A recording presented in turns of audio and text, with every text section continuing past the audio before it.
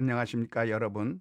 오늘은 하나님께서 왜 모세를 죽이려고 했는가라고 하는 질문을 살펴보도록 하겠습니다.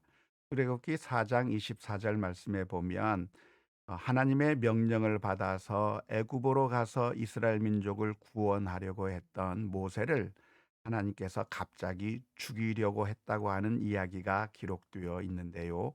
왜 민족을 구원하려고 하는 그 모세를 하나님께서 죽이려고 하신 것일까요? 라고 하는 질문. 이 본문은 가장 어려운 본문 가운데 하나라고 할 수가 있겠습니다. 아무런 이유도 기록되어 있지 않은 채 갑자기 하나님께서 모세를 죽인다고 표현하고 있기 때문에 그렇습니다. 따라서 그 이유는 우리가 추측해야 되는 영역에 속해져 있는데요. 아무리 좋은 설명을 한다고 하더라도 그 설명은 우리들의 추측일 뿐이지 100% 확실한 대답이라고 할 수는 없다고 하는 것을 기억하면서 제 답변을 들으시면 되겠습니다. 하나님이 죽이려고 하셨다고 하는 것은 아마도 모세가 시름시름 아파서 죽을 지경에 되었다, 사경을 헤매게 되었다라고 하는 그런 것을 나타내는 것이라고 할 수가 있겠는데요. 그 순간에 십보라는 아들에게 할례를 시행했고 그 이후 다시는 건강한 몸으로 사명의 길을 가게 된 것을 우리가 본문에서 알 수가 있겠습니다. 그것으로 보아서 아마도 이 모세를 죽이려고 했던 이유가 할례를 시행하지 않았기 때문이 아닐까라고 조심스럽게 추측해 볼 수가 있겠습니다. 할례를 행하지 않으면 하나님의 백성에서 끊어질 거라고 하는 말씀이 성경에 기록되어 있는 것이죠.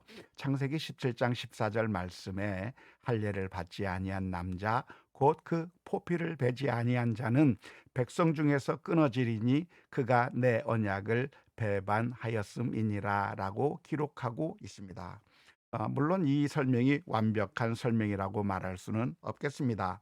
왜냐하면 할례를 하지 아니한 당사자가 끊어진다고 했지 부모가 끊어질 거라고 말은 하고 있지 않았기 때문에 완벽한 설명은 되지 않을 수 있겠으나 아무튼 할례를 시행해서 살렸기 때문에 할례를 시행하지 않았던 것이 죽이려고 했던 이유가 아니었을까 조심스럽게 추측해 볼 수가 있는 것이죠. 모세는 이제 하나님의 손에 붙들려서 하나님의 뜻을 시행하기 위한 하나님의 일꾼으로 길을 나서게 되었는데 하나님의 뜻에 순종하지 아니한 면이 있다고 한다면 결격 사유가 되겠습니다. 원래부터 가지고 있었던 문제인 것이죠. 그래서 하나님께서 완벽한 사람, 다른 사람, 완벽하게 갖추어진 사람을 부를 수 있었다고 한다면 더 좋았을 것 같은데요. 그런데 왜 흠이 있고 단점이 있는 그 모세를 사용했을까요? 그것은 완벽한 사람이 없기 때문이 아닐까 싶습니다. 하나님께서는 흠이 많은 사람들을 사용하셔서 변화시키고 그리고 하나님의 뜻을 수행하게 만드셨는데요. 예수님께서 베드로를 부르실 때에도 베드로가 완벽한 사람이어서 부른 것은 아니었습니다.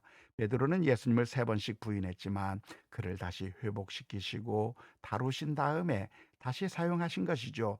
이와 마찬가지로 모세도 아직 여러 가지 면에서 부족한 것들이 있었습니다. 자기 아들의 할례를 시행하지 않았던 것이죠. 하나님의 뜻을 수행하지 않았던 것이죠. 하지만 그를 부르신 다음에 그리고 그 문제를 다시 다루고 해결한 다음에 사명을 시행하라고 그렇게 말씀해 주시는 것이라고 이해할 수 있겠습니다.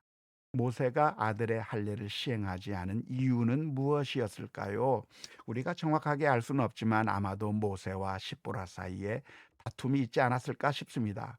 모세는 아들의 할례를 시행하고 싶어 했지만 십보라는 하나님의 말씀을 잘 몰랐기 때문에 거역했을 것이고 거기에 순응해서 모세가 아들의 할례를 시행하지 않았을 겁니다. 그런데 정작 모세가 죽임을 당하게 되려고 하는 그 순간에 이르자 십보라는 아들의 할례를 시행해서 모세를 살리게 된 것이죠. 그리고 나서 십보라는 모세를 향해서 말을 합니다. 당신은 피난편이라. 그 말은 아마 십보라가 남편을 보면서 원망의 말을 하는 것 같아요. 당신 때문에 당신을 살리자고 아들의 피를 뱉다고 하는, 눈물을 흘리게 만드는 남편이라고 하는 그런 이야기를 하는 것이 아닐까 싶습니다. 아무튼 결국 이렇게 돼서 모세는 살아났고, 그리고 이스라엘 민족을 구원하게 되었는데요. 어쩌면 이것이 하나님께서 우리를 구원하시는 그 구원의 방법이 아니었을까 싶습니다. 우리 주님께서는 우리를 대신하여 피를 흘리게 된 것이죠. 마치 그 옛날 모세를 살리기 위해서 아들의 할례를 시행해서 피를 흘려야만 했었던 것처럼, 예수님께서는 우리를 대신하여 할례를 받으신 것이죠. 그래서 죽임을 당하신 것이죠. 그래서 우리가 살아나게 되었던 것이, 구원의 역사가 어, 이루어진다고 하겠습니다. 이 구원의 이야기들이 다시 또 반복되고 또 반복되고, 이 이야기를 통해서도 하나님께서 우리를 사랑하사 그 아들을 내어 주신 그 메시지를 찾아볼 수가, 성경을 읽으면서 궁금한 여러 가지 질문들이 있다고 한다면 언제든지 보내주시기 감사합니다.